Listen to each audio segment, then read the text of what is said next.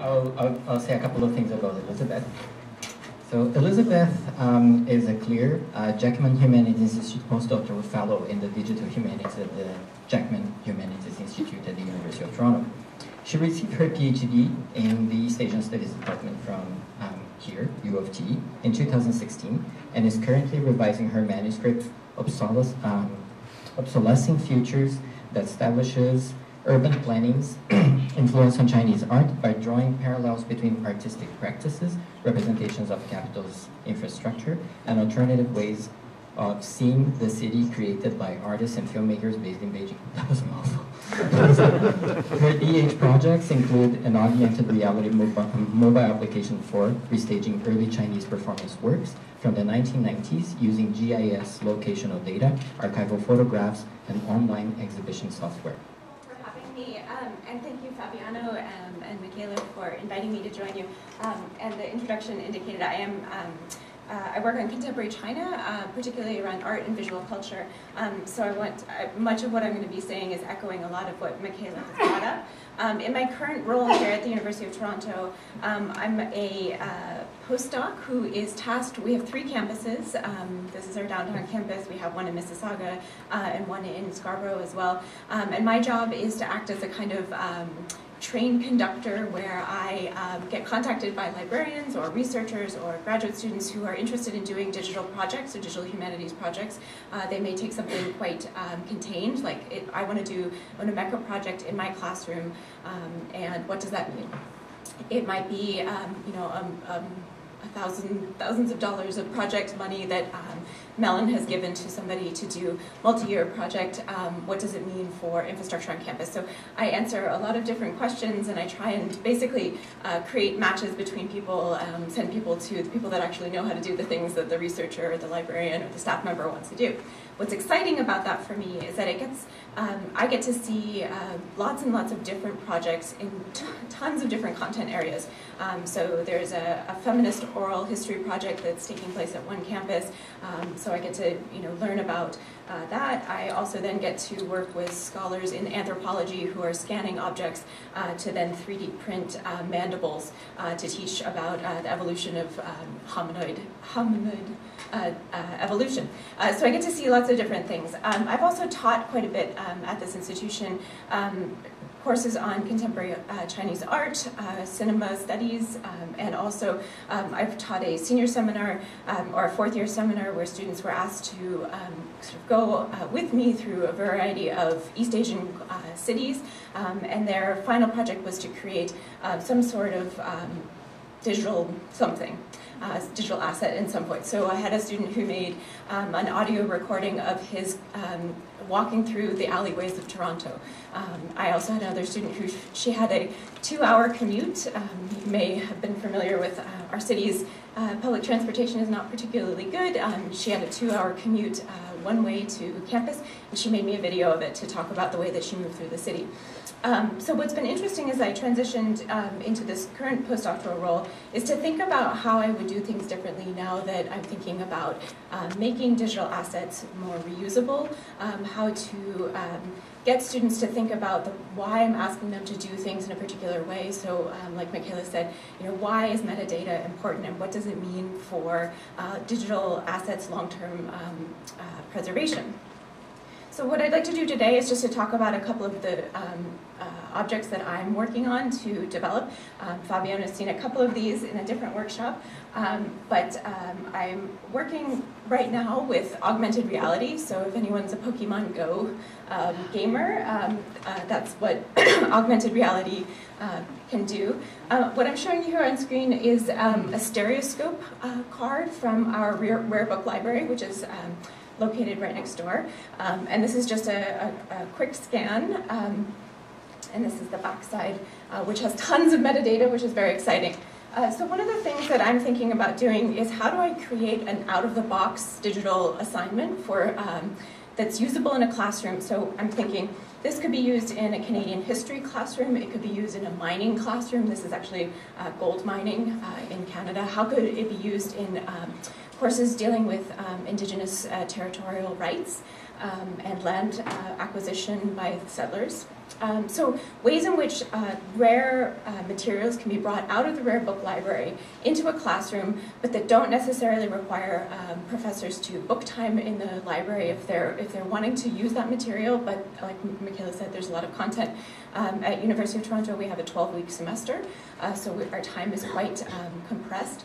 This is obviously not to replace going to the rare book library, but it's to think about how can we bring digital assets perhaps into classrooms that are not accessing rare book library materials initially. So like I said, if these are classes where either there are too many students, classes of 200 can't fit in our rare book library, what does it mean to be able to offer an out-of-the-box solution to instructors? So Stereoscope cards are one of the ways I'm thinking about it. We actually, on course reserves at the University of Toronto Mississauga Library, you can actually check out a Stereoscope Viewer. So that is exciting because students think Oculus Rifts are the sort of first 3D viewers. So it's also an opportunity to have conversations with students and faculty around media archaeology and how certain ways of seeing in 3D have been conditioned and created by technologies like stereoscopes. The other way in which that I like to bring rare book material out, we have a very large collection of Chinese propaganda posters. I use this class in my Chinese cinema class to talk about the way in which cinematography and cinema studies was disseminated through rural parts of China. So this is actually a projectionist who would speak the script and play the clappers while it was being projected. And one of the things that's really beautiful about these posters is that they're really rife with metadata and opportunities to augment them, I would argue. So for instance, you could have students think about what film, at the time that this poster was printed, what films were actually being seen by the Chinese audiences. And there's a pretty standard corpus of films, so students can access that information pretty well. It also opens up a chance for sound studies to really be incorporated into classrooms. So what did the audio sound like if it was being re-performed at every time? You know, it's different each time. It's a time-based performance. So what did the audio sound like? There are lots of really rich online platforms that you could link to create these cross-pollinations between sound at this moment. So for instance, there's this image that I recently ran across. This is Tiananmen Gate with a radio tower on it, which doesn't actually exist, but I love this idea that there's this huge radio tower and these transmissions of radio waves being visually represented. So there's this really interesting, how do you make visible the invisible radio waves? And you can connect this to, there's an online database of radio that was being broadcast in China at this time. So it's a really interesting way to think about creating an augment with this as the target image for students to think about who might be interested in, they might be ethnomusicologists, they might be coming from different departments. How do you bring in those elements to a static image? Mecca has been sort of the popular discussion today, so I'll skip over. This is actually a digital asset that Alexandra kindly offered me. This is from her students' class. This is a student who produced this website, this online exhibition, and it's been doing really well. We have quite a few art collections on campus. Many of them are quite rich, but don't get a lot of, they're somewhat, they're old. I mean, stuff that's medieval is old. I only work 1978 or present, so anything before 78 makes me a little bit nervous. So this stuff is very old, and therefore teaching this in the classroom through digital assets is a really great way, like you said, Michaela, to conserve those objects, but also make them more visible. So I just want to echo also what Alexandra was talking about. This is from an online database on Victoriana and Victorian objects. This is where my interest in stereoscopes has started leading me back to again, eras with starting with dates of 18 makes me nervous. But these are, again, ways in which we get students to think about, well, where else could we find out information about something like a stereoscope viewer? And then we can start to have students reading primary sources and working through primary sources in the classroom so that it's, again, I love that teaching moment you were talking about, Michaela, where you're sort of talking through this idea of, well, what does it mean to be a god or not a god, and really working through that and using tools and thinking about how do we consume images critically in this particular. I think that's one of the key roles that we as educators can play, is the way in which digital literacy is so crucial, and critical thinking skills and how we evaluate images. So how do we work with the plethora of data that we have and also bring it into the classroom?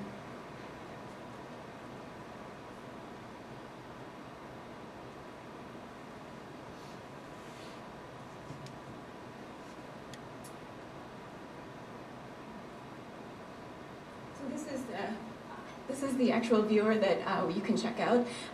This is it was made in North Bennington, Vermont. This is an HC White stereoscope viewer, and students can check them out. So another thing about my role here at the University of Toronto is sort of disseminating what it is, what the resources that we have are. So it's a vast and highly distributed network, and sometimes, so I've shown this image to faculty who didn't know that this was available. So a lot of it is sometimes just moving information to people. Now I know people are going to use that in their classroom because that's available. And this is another example of a way in which I've started to think about building this kind of out-of-the-box stereoscope viewer lesson. So here we have a woman using a stereoscope, actually having to teach people how to use technologies is another way for a discussion in the classroom to talk about, what does it mean when we're using a technology? What does it mean when Pokemon Go, all the privacy settings are set to open, for instance, and what does it mean when people are gathering data? So there are lots of conversations, I think, that can be drawn out from objects like this.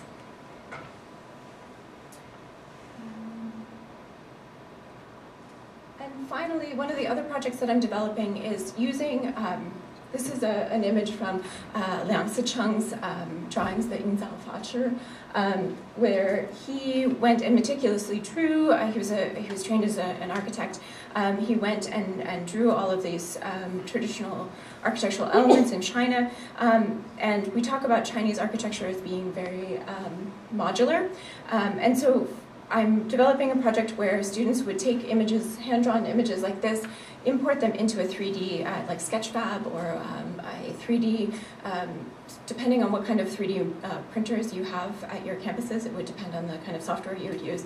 Students would then be able to 3D model the modular objects that Liang Sicheng was drawing.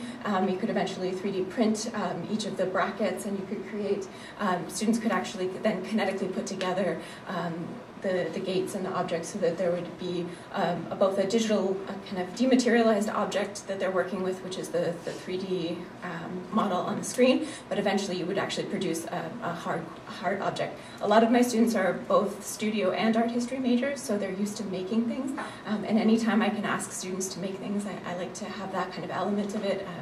And I'm going like this because I sometimes make them make hand scrolls, so we can think about how hand scrolls actually move through your hands, because it's very easy to look at them on screen and not have a sense of what 15 feet of scroll looks like. So this 3D, it would be both a 3D modeling, so they would be learning the tools of how to, how do you think in 3D on a 2D screen. It's much more difficult than, I didn't play enough Nintendo as a kid, I don't think so. I don't have as good spatial skills on screens. But then they actually produce something, so they produce an object that gets printed out. And the final thing I wanted to bring up is this idea that then these objects that are printed out, 3D printed, that they don't just become these sort of one-offs.